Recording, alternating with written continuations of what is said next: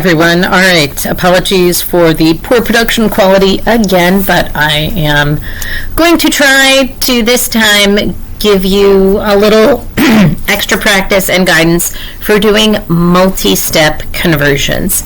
So just like with a single step conversion, you want to use equivalent ratios when you, when you are tackling a problem. So let's say we have a problem that says convert 12.2 meters into inches. All right.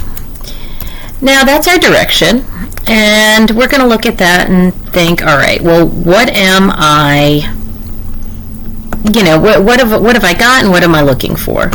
So if I am thinking about what I've got 12.5 meters.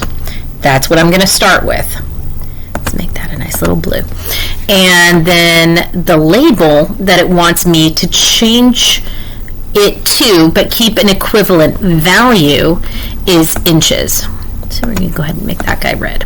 Okay, so we're going to take what you've got, what you're starting with, and we are going to put that right at the beginning of our little picket fence that the book suggests we use, and it's a good idea. Now, some of you may have in algebra just done multiplying fractions. If you're more comfortable with that, that's okay. But using this kind of bar system here will make sure that you are keeping your numerators in your numerators and your denominators in your denominators.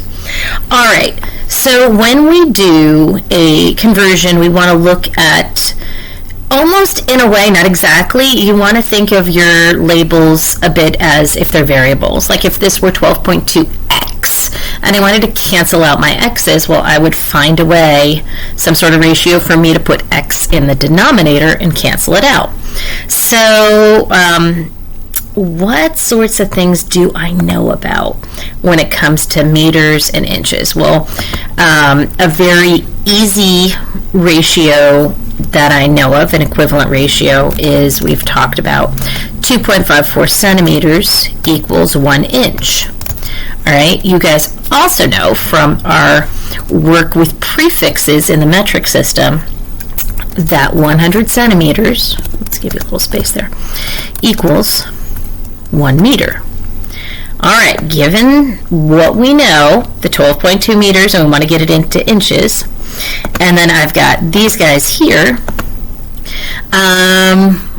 what am I going to do with this? All right, I think I'm going to make this into a ratio, and we're just going to kind of swap that into a fraction, and I know I want my meters on the bottom because I want to get rid of this guy. So what I'm going to do is I am going to go ahead and make that little conversion factor here. All right, I know that 1 meter equals 100 centimeters. And then I'm going to check and see if I'm on the right track. Yeah, I got meters here. I got meters here. Shush, I know you've only got 5%, ignore you. All right, and then I have centimeters up top. All right, well, centimeters is not what I'm ultimately looking for. I'm looking for inches. So now I'm going to think about this other conversion I kind of jotted down for myself, and I can make this into a fraction as well, an equivalent fraction, equivalent ratio. So the next question is, what goes on the top, what goes on the bottom, or what goes in the numerator and what goes in the denominator? And what I want in the denominator, because I want to get rid of this, is that centimeters. So I am going to find turn my little ratio here, my equality here, into that ratio, rather. And now let me go ahead and check. I'm going to check, do my centimeters cancel out? Yeah, I did a good job. Good job, me. Thanks for being along for the ride, guys. All right, I've got inches, and inches is what I want. So fantastic. So my next step, if we follow the steps that we were given in the book and in our handouts, is we're going to multiply everything on the top, then we are going to multiply everything on the bottom, and then we are going to divide the top by the bottom or divide the numerator, new numerator, by the denominator. We're going to get our answer. So if I multiply here, what I get is, I'm going to end up with 1,220 inches. Why is it inches versus meters times centimeters times inches? It's because I've already canceled those guys out. Suppose you could leave them and then do it in this step, but we've already done the hard work. All right, now I multiply my denominators, and 1 times 2.54 is just 2.54. So at this point, I will divide my numerator by my denominator, my top by my bottom, and when I do that, I get